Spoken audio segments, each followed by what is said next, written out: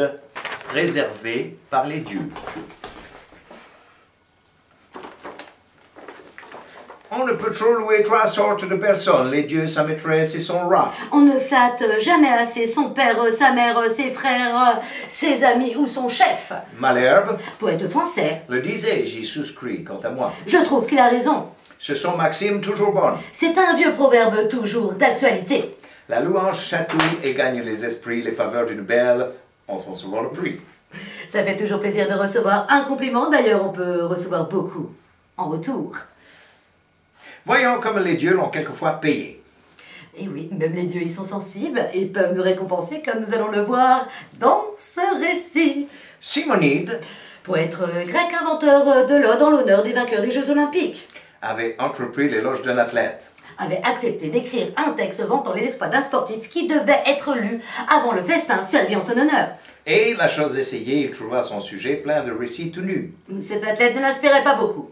Les parents de l'athlète étaient gens inconnus, son père un bon bourgeois, lui sans autre mérite, matière infertile et petite. Bref, il n'y avait pas grand-chose à raconter sur ce sujet.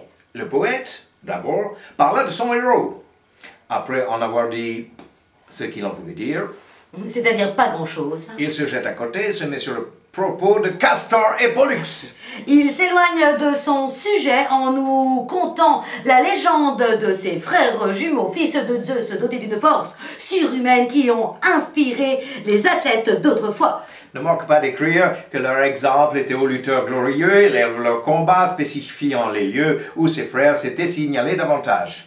Enfin, l'éloge de ces dieux faisait les 2/3 de l'ouvrage. Résultat, le récit parlait 2 fois plus des dieux que de son employeur. L'athlète avait promis d'en donner un talent. Monnaie grecque de l'époque. Mais quand il le vit, le galant Notre athlète narcissique, pas du tout satisfait du travail du poète. n'en donna que le tiers et dit fort franchement que Castor et Pollux acquittassent le reste. Faites-vous contenter par ce couple céleste. Faites-vous donc payer le reste par ces dieux. Je vous veux traiter cependant. Venez souper chez moi, nous ferons bonne vie. Les conviés sont gens choisis, mes parents, mes meilleurs amis. Soyez donc de la compagnie. Le sportif l'invite tout de même aux réjouissances du soir. Simonide promit. Peut-être qu'il eut peur de perdre outre son dû le gré de sa louange.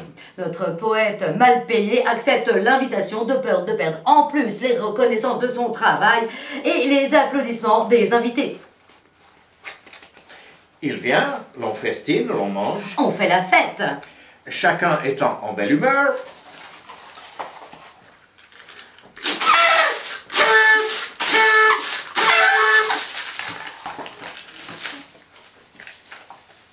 Un domestique accourt, l'avertit qu'à la porte 2 hommes demandaient à le voir promptement. De toute urgence. Il sort de table et la cohorte n'en perd pas un seul coup de dent. Notre poète sort en pleine festivité quand la fête bat son plein.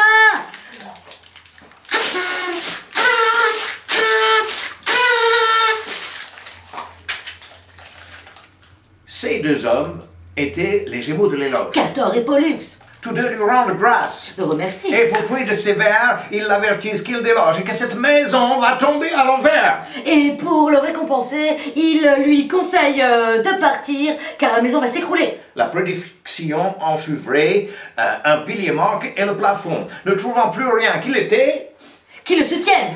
tombe sur le festin, brise plats et flacons, n'en fait pas moins aux échansons. Et badaboum, tout s'écroule, paf, sur le repas et sur les invités et même sur les serviteurs. Ce ne fut pas le pire, car pour rendre complète la vengeance due au poète, une poutre cassa les jambes de l'athlète Et toc, bien fait pour lui. et renvoya les conviés pour la plupart estropiés.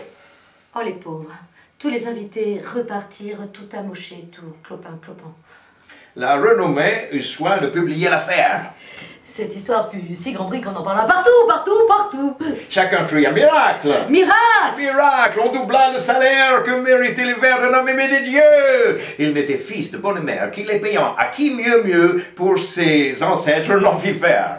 Grâce à cette histoire extraordinaire, notre poète devint si célèbre que tout le monde voulut l'embaucher. Résultat, le prix de ses poésies s'envola. Je reviens à mon texte Je reviens au proverbe du début de ma fable. et dis premièrement Premièrement, quand nous serions manqués de louer largement les dieux et leurs pareils. Il ne faut pas hésiter à remercier les dieux si vous y croyez. Ou bien la nature, les arbres, le moindre petit brin d'herbe, la terre, le ciel, la lune et l'univers. De plus, Deuxièmement, que Melpomène, muse de la tragédie et de la littérature, souvent sans déroger, trafique de sa peine. nous donne l'inspiration et le plaisir du travail bien fait. Enfin, Troisièmement, qu'il faut tenir notre art en quelque prix. tout travail mérite un salaire à sa juste valeur. Les grands se font honneur dès lors qu'ils nous font grâce. Les riches font une bonne action en payant les artistes. Jadis, Autrefois, l'Olympe le pays des dieux, et le Parnasse le pays des poètes, étaient frères et bons amis. vivaient en parfaite harmonie. Merci. À vous les studios. Voilà, nous avons un petit message à faire passer encore. S'il y a quelques mécènes qui veulent aider Colo et Bousseau pour leur création artistique, eh bien, nous sommes preneurs et nous vous remercions d'avance. Merci beaucoup, les amis.